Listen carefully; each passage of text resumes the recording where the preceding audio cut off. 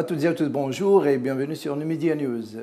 La visite officielle de 3 jours que doit effectuer le Premier ministre français Jean-Marc Ayrault en Algérie à partir d'aujourd'hui, à l'occasion de la tenue du premier comité intergouvernemental de haut niveau, a pour objectif d'asseoir un dialogue politique régulier de très bon niveau entre les deux parties, a-t-on affirmé de sources diplomatiques à Paris.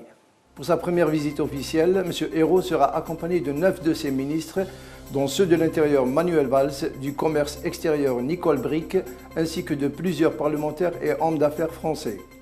Le déplacement de tous ces ministres montre à quel point la relation franco-algérienne est diversifiée et concerne tous les domaines de la vie en société.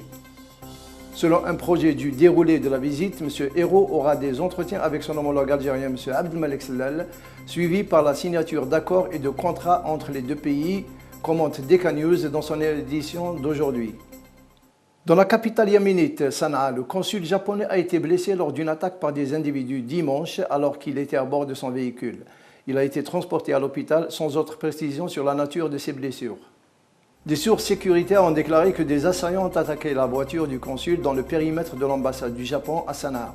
Il a été poignardé à plusieurs reprises avant que ses agresseurs ne prennent la fuite. Pour l'instant, les autorités yéménites n'ont fait aucun commentaire sur cet incident qui a touché le diplomate japonais.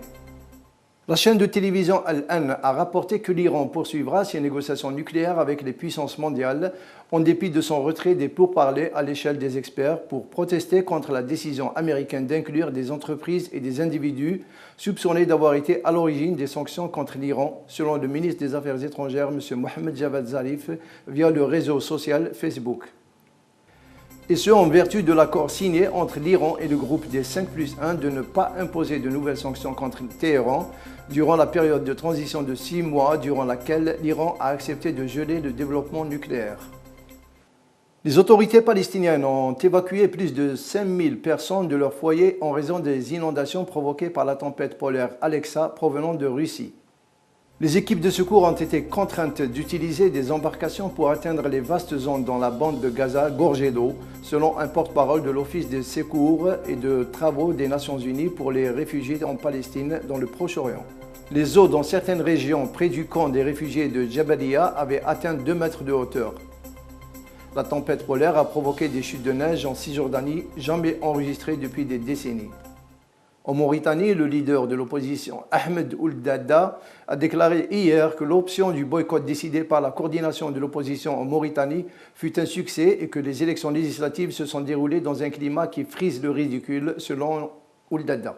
Ce dernier a appelé hier ses partisans à descendre dans la rue pour faire pression sur le peuple mauritanien afin de refuser les élections qui n'avaient pas de crédibilité. Ould Daddah avait auparavant fait la tournée d'un certain nombre de sections de son parti dans la capitale Nouakchott pour rallier le plus grand nombre à un rassemblement prévu à la fin de cette semaine. Sur la crise syrienne, Laurent Fabius, le ministre français des Affaires étrangères, s'est déclaré samedi assez pessimiste sur l'évolution de la situation en Syrie et a dit nourrir beaucoup de doutes sur les chances de succès des négociations prévues à partir de fin janvier à Genève. En Syrie, il s'est dit assez pessimiste à propos de la conférence de Genève 2. Nous travaillons à son succès, mais on peut avoir beaucoup de doutes, a-t-il ajouté en marge d'une conférence sur la gouvernance mondiale à Monaco.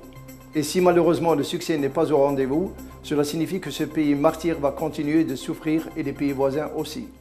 Voilà, nous arrivons au terme de notre édition. Merci de l'avoir suivi. Excellente journée à vous. Au revoir.